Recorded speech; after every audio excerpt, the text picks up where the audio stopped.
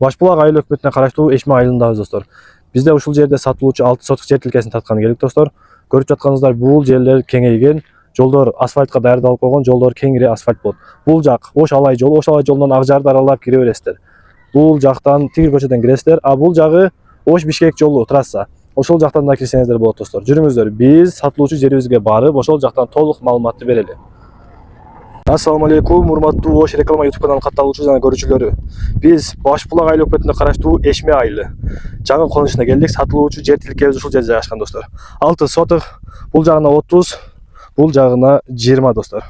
Ушул жерде 6 сотук жер жайгашкан достор. Көрүп жатасыздар, бул жака үйлөр салынган, бул жакта дагы үйлөр бар достор.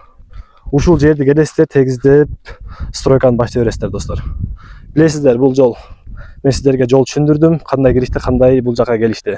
Ушул жерде сатылуучу жер тилкебиз достор.